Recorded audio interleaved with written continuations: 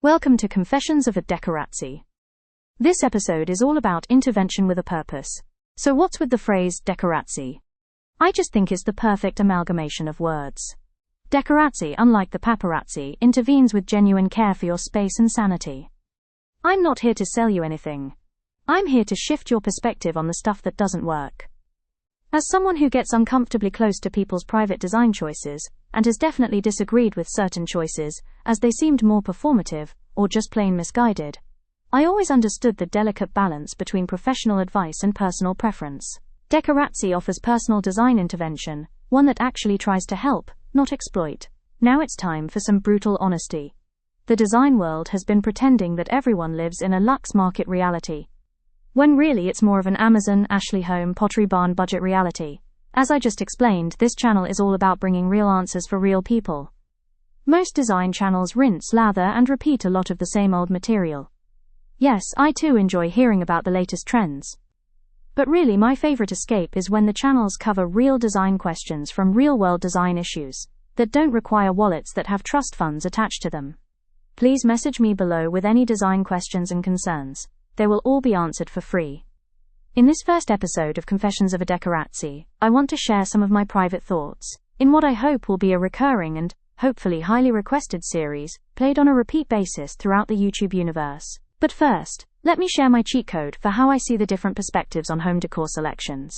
I broke them down into 6 different camps when it comes to creating an overall look for their spaces. The utilitarian buyer. Basically, their thought process is all about, just give me a bed, a sofa, a desk, and something to put my TV on. Just the basics, please. Next is the crowdsourcer. They cut and paste their design style from what they see others do online. Next is the performative shopper. They usually leans towards luxe, neutrals, and very controlled environments. Next up, the free spirit. This is where utopian DIY decor lives. With the mindset, I've got this. My vision is the only vision. And yes, encrusted crystals on every surface is a good thing. Now we get to the designers, the holy grail of styling a room, with the thought process of my way, my vision. Finally, the disruptors in design.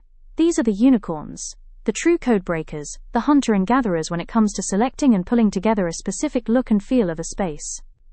Now that we've covered the basic client behavioral patterns, let's break down where the majority of them fall short in the decorating process. I have found that this specific issue seems to be a universal problem for many. Finding the proper drape rod height. On average, the drape rod should be mounted 3 to 8 inches below the ceiling line and extend 10 to 15 inches beyond each side of the window, allowing for the drape return to stack. But just like everything, there are caveats.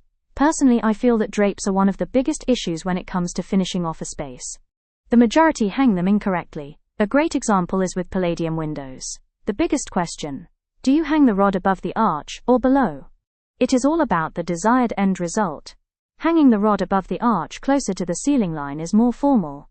Hanging below the arch presents a more casual look and feel. This same design direction applies to basic drapes. Hanging at the ceiling creates the look and feel of more formality. Hanging the drapery bar closer to the window line creates a more relaxed look. But here are some issues to completely avoid, or at least think twice before you follow through on doing any of the following. First, your curtains should kiss the floor. Do not purchase drapes that end at the sill. So yes, this means buying drape panels longer than your window height, which means they'll need to be hemmed.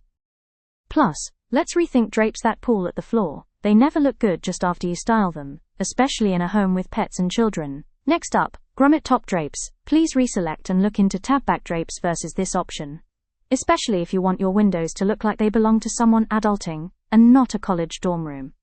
Tying knots in drapes, this one, I will never understand. I try to wrap my head around this look. Perhaps they're thinking it helps let more light in, or they just like the look. Either way, please do not do this. It actually damages the fabric. Last area I want to discuss with drapes is the placement of shades under the curtains. Many place the shade in the window, where technically it belongs.